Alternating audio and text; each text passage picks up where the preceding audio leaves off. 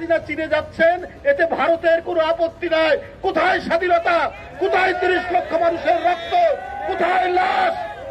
মুক্তিযোদ্ধা জনাব আব্দুল সালাম উপস্থিত রয়েছেন, শ্রমিক দলের সমন্বয়কারী, বিএনপি চেয়ারপারসনের বিশেষ সহকারী এবং এদেশের একজন প্রখ্যাত শ্রমিক নেতা অ্যাডভোকেট শামসুর রহমান শিমুল বিশ্বাস উপস্থিত রয়েছেন, বিএনপির জাতীয় নির্বাহী কমিটির সহশ্রম বিষয়ক সম্পাদক হুমায়ুন কবির খান, যারা এদেশে দীর্ঘদিন ধরে শ্রমিক রাজনীতিতে একটু উজ্জ্বল নাম হয়েছেন, উপস্থিত রয়েছেন জাতীয় নির্বাহী কমিটির আরেকজন সহশ্রম বিষয়ক সম্পাদক, বিমানের প্রখ্যাত শ্রমিক নেতা যারা ফিরোজুজ্জামান মামুন সহ এখানে শ্রমিক দলের অত্যন্ত যোগ্য প্রাজ্ঞ নেতৃবৃন্দ, বরিষ্ঠ নেতৃবৃন্দ, বিপ্লবী নেতৃবৃন্দ, খেটে খাওয়া মানুষ সবাই এখানে উপস্থিত হয়েছেন।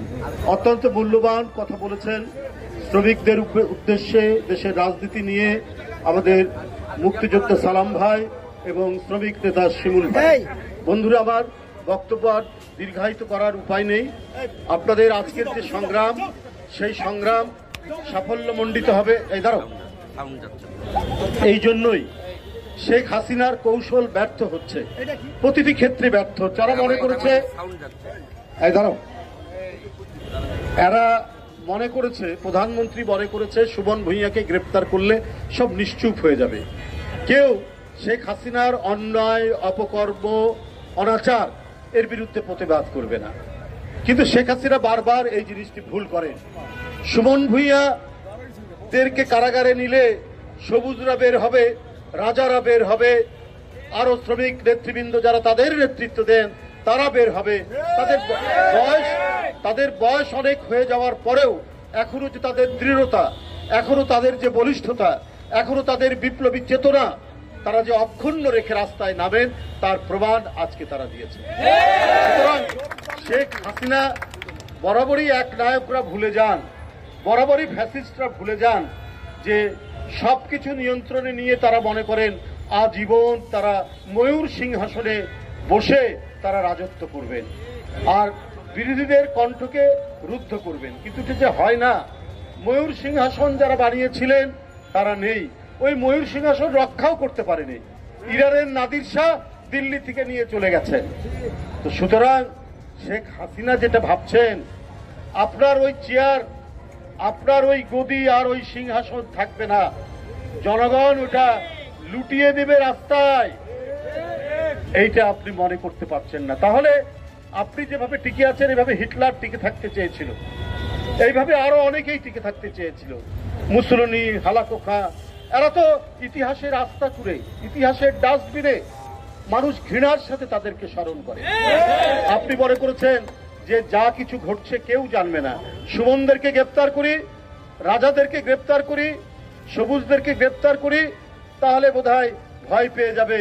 আর আমার কারণে মানুষ যে আজকে ধুঁকছে, এখানে সালাম ভাই বলেছেন মধ্যবিত্ত নয়, একবারে নিম্ন মধ্যবিত্ত এই শ্রমিকরা, দিনমজুর, তারা অনেকটাই দিনমজুরের মতো খেটে খাওয়া মানুষ, কর্মচারী, এদের পিঠ শুধু দেওয়ালে ঠেকে নাই, দেওয়ালের সাথে মিশে গেছে শ্রমিকদের। আপনি কাঁচামরিচের দাম কত জানেন? 320 টাকা 1 কেজি, 320 টাকা। করলা, শশা, এগুলোর দাম সেঞ্চুরি পার হয়ে গেছে। অন্যান্য সবজি সেঞ্চুরি পার হয়ে গেছে। বন্ধুরা আমার, টমেটো ডবল সেঞ্চুরি পার হয়ে গেছে। তো এটা, এই যে আজকে শ্রমিক শ্রেণী, সে টমেটো কিনতে পারবে, সে আলু কিনতে পারবে, সে কাঁচামরিচ যেটা অত্যন্ত অপরিহার্য আপনার তরকারির জন্য, সেটা 320 টাকা হলে কি করে কিনবে? তো শেখ হাসিনা মনে করেছেন এই যে তার অনাচার, এই যে জনগণের পেটের লাথি মেরে তিনি কোটি কোটি টাকা উপার্জনের সুযোগ দিয়েছিলেন বেনজিরদেরকে, আজিজদেরকে, আসাদুজ্জামানদেরকে। প্রতিদিন যে খবরের কাগজে শুধু কোটি, তাও 1-2 কোটি টাকা নয়, 4-5 কোটি টাকা নয়, 10-15 কোটি টাকা নয়, 50 কোটি টাকার নিচে নয়, 50 কোটি থেকে উপরের দিকে 1000 কোটি টাকা। একজন সরকারি কর্মকর্তা শুধু মুজিব কোট পরে আর জয় বাংলা স্লোগান দিয়ে শেখ হাসিনাকে সন্তুষ্ট করে তারা আজকে কোটি কোটি টাকা ইনকাম করেছে। এই টাকা কই? এই টাকা আজ রাজকোষ শূন্য। উনি চীনের কাছে যাচ্ছেন ভিক্ষার ঝুলি নিয়ে, কিছু টাকা দেন, একটু ঋণ দেন, আমি দেখি পারলে শোধ করব। $20 বিলিয়ন তিনি চাচ্ছেন ইনফ্রাস্ট্রাকচারের জন্য। তারপরে আরো কিছু তিনি কেনাকাটা করবেন চায়নার অর্থ দিয়ে, ইউয়ান দিয়ে, কিন্তু সমস্ত পণ্য কিনতে হবে ওই টাকায় চায়নার কাছ থেকে। আর ওই চীনে যাওয়ার জন্য উনাকে অনুমতি নিতে হয়েছে। সালাম ভাই এখানে বলেছেন যে আজকে যে আধিপত্যবাদের মুখে পড়েছে সেখান থেকে উদ্ধার পেতে হবে। আজ এটা তো আর কথার কথা নয়, এটা শিমুল ভাই সালাম ভাইয়ের বক্তব্য নয়, এটা তো আওয়ামী লীগের মন্ত্রীরাই বলছেন যে শেখ হাসিনা চীনে যাচ্ছেন, এতে ভারতের কোনো আপত্তি নাই। কোথায় স্বাধীনতা? কোথায় 30 লক্ষ মানুষের রক্ত? কোথায় লাশ? কোথায় 2 লক্ষ? কোথায় 2 লক্ষ মা বোনের যে নির্যাতন, তার বিনিময়ে দাও 2 লক্ষ মা বোনের ইজ্জতের বিনিময়ে যে স্বাধীনতা, যে স্বাধীনতার পতাকা এদেশের মুক্তিযোদ্ধারা নিজের রক্ত দিয়ে সেই দিন যারা পথ করে উড়েছিলেন, আজকে ভারতের অনুমতি নিয়ে, ভারতের অনাপত্তি সার্টিফিকেট নিয়ে শেখ হাসিনাকে চীনের কাছে যেতে হয়। এই লজ্জা আজকে এই জাতির উপর আপনি চাপিয়েছেন। এই কাজ বেগম খালেদা জিয়া করেননি, 2 বার প্রধানমন্ত্রী। এই স্বাধীনতার পতাকা মাটির গভীরে প্রথিত করেছিলেন শহীদ রাষ্ট্রপতি জিয়াউর রহমান। স্বাধীনতাকে অক্ষুণ্ণ রেখে আজকে আপনি রেল লাইন দিবেন, আপনি নৌ ট্রানজিট দিয়েছেন, আপনি কত কি দিবেন? ভারতের সুবিধার জন্য যা কিছু দরকার আপনি দিয়ে দিবেন। এমনকি আপনি বিদেশে সফরে যাবেন, তার জন্য ভারত থেকে অনুমতি নেই হয়। পররাষ্ট্রমন্ত্রী ঠিক আপনাদেরকে। আমরা নির্যাতিত, সুমন ভুঁইয়ারা কারাগারে, তারপরেও আমাদেরকে মনে হয় আমরা স্বাধীনতার লড়াকু সৈনিক। আমরা আপনাদের প্রভুদের বিরুদ্ধে আমরা কণ্ঠ উচ্চারণ করতে পারি। আমাদের কণ্ঠস্বর আকাশ বাতাসে ভেসে বেড়ায় যে না, এই মানচিত্রের উপর কোন শকুনকে আমরা ছবল দিতে দিব না, ঠুকরাতে দেব না। আপনারা কৃতদাস, আপনারা দামি নির্বাচন, যে নির্বাচনে জনগণ যায় না, যে নির্বাচনে ভোটাররা যায় না, সেই একতরফা নির্বাচনের মন্ত্রী।